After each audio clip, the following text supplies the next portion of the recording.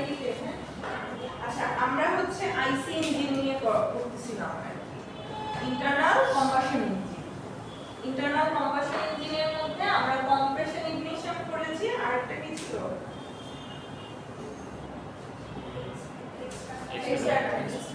internal আর external না internal like আরেকটা ছিল স্পার্ক ইগনিশন কম্প্রেশন ইগনিশন আরেকটা ছিল কি স্পার্ক প্লাগ ছিল না স্পার্ক প্লাগ দিয়ে কি ছিল হ্যাঁ আচ্ছা আমরা হচ্ছে যেটা করব সেটা হচ্ছে four step cycle of CI engine মানে কম্প্রেশন ইঞ্জিন কম্প্রেশন সিআই মানে কি কম্প্রেশন আর এসআই মানে হচ্ছে স্পার্ক কম্প্রেশন ইগনিশন আর হচ্ছে এসআই মানে স্পার্ক ইগনিশন আচ্ছা এখন দেখো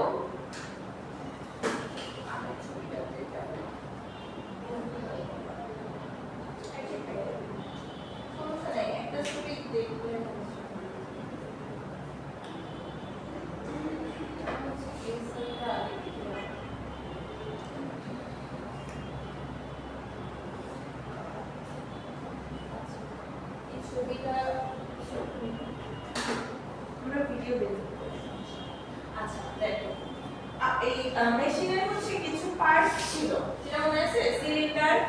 তারপর হচ্ছে এখানে যেটা ভালভ ছিল একটা হচ্ছে ইনটেক ভালভ আর একটা হচ্ছে কি এক্সস্ট ভালভ হ্যাঁ ইনটেক ভালভ দিয়ে কি হবে আমাদের যে ফুয়েল আর এয়ারের যে মিক্সচারটা আছে সেটা এখান থেকে আসবে আচ্ছা এক্সস্ট ভালভ দিয়ে হচ্ছে এক্সস্ট যে গ্যাসগুলো থাকবে সেগুলো বের হয়ে যাবে আমরা আগের ক্লাসে হচ্ছে কিছু পার্টস নিয়ে ডিসকাস করছিলাম আর এখানে কি ছিল একটা পিস্টন ছিল পিস্টনটা কি করে মুভ করে সেটা কই থেকে কই টিডিসি টু পিটিসি কি ছিল টপ ডেড সেন্টার আর হচ্ছে বটম ডেড সেন্টার পিস্টনটা হচ্ছে টপ ডেড সেন্টার থেকে বটম ডেড সেন্টারে মুভ করবে আবার বটম ডেড সেন্টার থেকে টপ ডেড সেন্টারে মুভ করবে আর এই পিস্টনের সাথে এটা হচ্ছে একটা কানেক্টিং রডের সাথে কি আছে কানেক্টিং ক্র্যাঙ্কশ্যাফট এই ক্র্যাঙ্কশ্যাফট হচ্ছে কি করবে রোটেশন দিবে এখন একটা স্ট্রোকের কথা আমরা কি বলছিলাম স্ট্রোক কি ছিল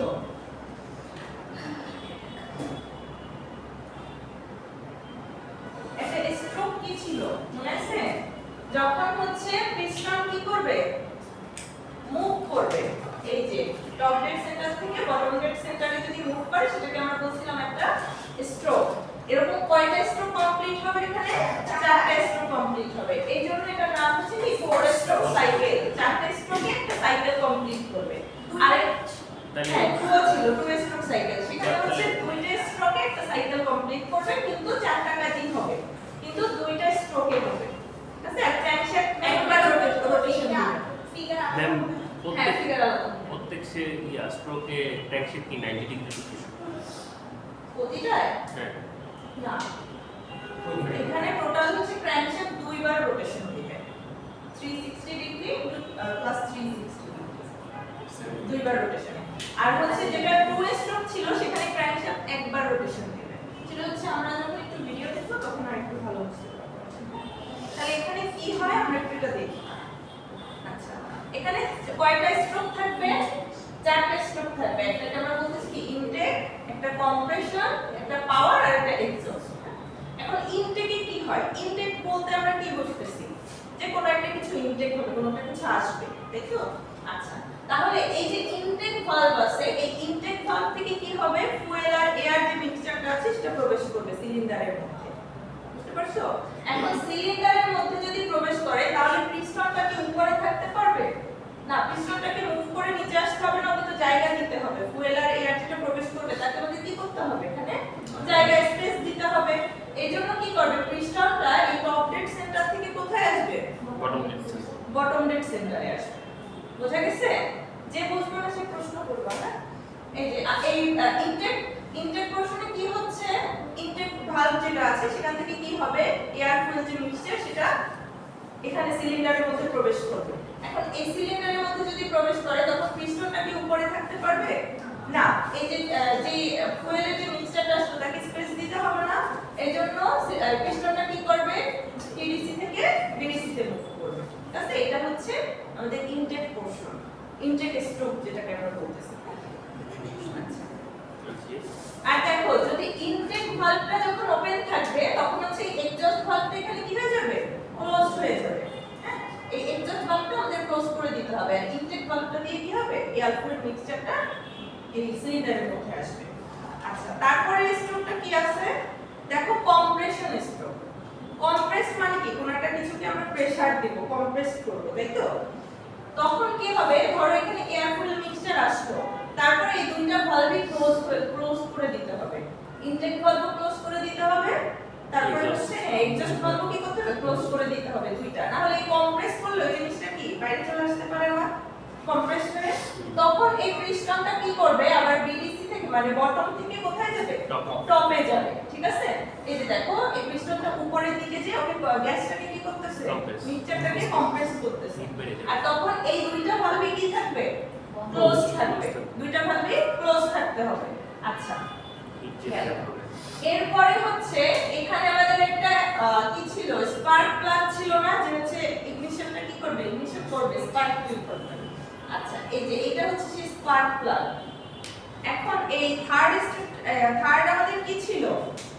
পাওয়ার স্ট্রোক ছিল তাই তো এই পাওয়ার স্ট্রোকে কি হবে এই স্পার্ক প্লাগটা হচ্ছে স্পার্ক করবে হ্যাঁ স্পার্ক তৈরি করবে তখন আবার এই পিস্টনটা কি করবে এই যে উপর থেকে নিচের দিকে আবার মুভ করবে এই যে কম্প্রেস করা শেষ এখন সে কি করবে উপর থেকে নিচে আসবে মানে টপ থেকে কোথায় আসবে বটমে আসবে আর দুইটা ভালভে কি থাকবে তখন বন্ধ থাকবে হ্যাঁ আর এখানে হচ্ছে এই স্টেজে কি হবে ফুয়েলটা বার্ন হয়ে যাবে তাই তো যেটা স্পার্ক তৈরি হচ্ছে স্পার্ক প্লাগ দিয়ে তখন ফুয়েল কি হবে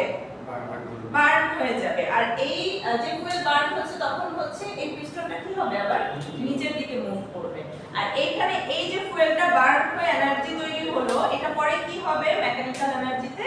কনভার্ট হবে এইজন্য এই স্টেজটাকে পাওয়ার স্ট্রোক বা হচ্ছে তোমাদের ওয়ার্ক স্ট্রোকও বলে হ্যাঁ অথবা এক্সপ্যানশন স্ট্রোকও বলে আচ্ছা আর লাস্টে আরেকটা আছে এক্সজস্ট স্ট্রোক এই যেটা এক্সজস্ট স্ট্রোকে আবার কি হবে যে দেখো এখানে হচ্ছে যেহেতু স্পার্ক তৈরি হইছে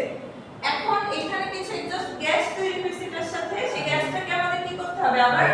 বাইরে বের করে দিতে হবে গ্যাসটাকে তো সিলিন্ডারের মধ্যে রাখা যাবে না এক্সজস্ট যে গ্যাস তৈরি হইছে কারণ পরবর্তী ধাপে আবার কি হবে এয়ার ফ্লুইড মিক্সচার এখানে আসবে আচ্ছা তাহলে আমাদের এই এক্সজস্ট গ্যাসটাকে কি করতে হবে বের করে দিতে হবে তখন পিস্টনটা আবার বটম ডেড সেন্টার থেকে কোথায় আসবে টপ ডেড সেন্টারে আসবে উপরে আসবে মুভ করবে তো তখন কি হবে এই এক্সজস্ট ভালভটা খুলে যাবে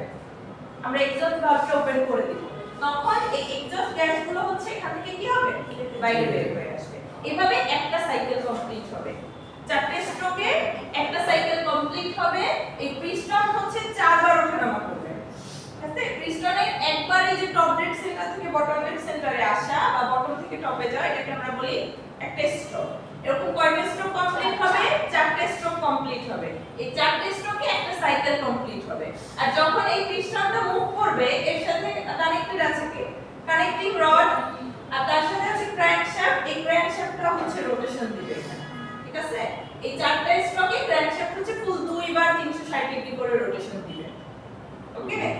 আর যেটা টু স্ট্রোক মেশিন ছিল সেই টু স্ট্রোক মেশিনে এই চারটা কাজই হবে কিন্তু এই দুইটা কাজ একসাথে হবে আবার এই দুইটা কাজ একসাথে হবে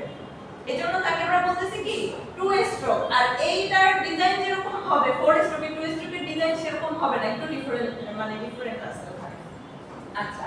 এজন্য আমরা বলতেছি টু স্ট্রোক ওইখানেও সেম এরকম ক্র্যাঙ্কশ্যাফট থাকবে পিস্টন থাকবে এগুলো সেম থাকবে এখন এই পিস্টন যখন মুভ করবে তখন ক্র্যাঙ্কশ্যাফট কি করবে রোটেশন দিবে আর ওখানে হচ্ছে পিস্টন কয়বার মুভ করবে দুইবার আর ক্র্যাঙ্কশ্যাফট হচ্ছে একবার 360 ডিগ্রি রোটেশন দিবে সেটা হচ্ছে আমরা ভিডিওতে দেখব যে কিভাবে পিস্টনটা ওঠানামা করতেছে আর কিভাবে রোটেশনটা দিচ্ছে ক্র্যাঙ্কশ্যাফট তাহলে ফোর স্ট্রোক সাইকেল যে এসআই ইঞ্জিনটা বোঝা গেছে এটা হচ্ছে স্পার্ক ইগনিশন আর কম্প্রেশন ইগনিশনে কি হয় এখানে স্পার্কটা তৈরি করে স্পার্ক প্লাগ আর কম্প্রেশন ইগনিশনে কি হয়েছিল আগে আমরা এয়ারটাকে কম্প্রেস করে তারপরে হচ্ছে কি করছি ফুয়েল দেওয়া হয়েছিল তখন এই যেহেতু এয়ারটাকে আমরা কম্প্রেস করছি এটা টেম্পারেচার বেড়ে যায় কম্প্রেস করলে তারপরে ফুয়েল দিলে কি হবে অটোমেটিক্যালি সেখানে কম্বাসন তৈরি হবে আচ্ছা তাহলে এটা ছিল হচ্ছে ফোর স্ট্রোক সাইকেল আর টু স্ট্রোক সাইকেলও হচ্ছে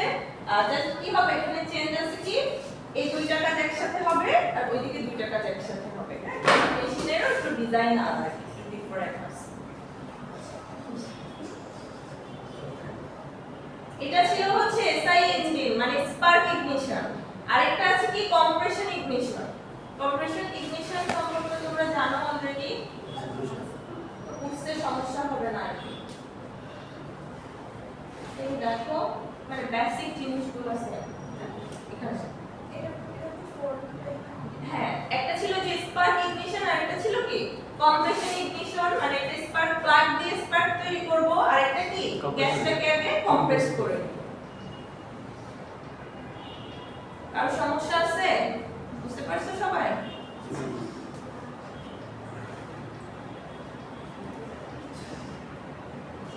এটা কি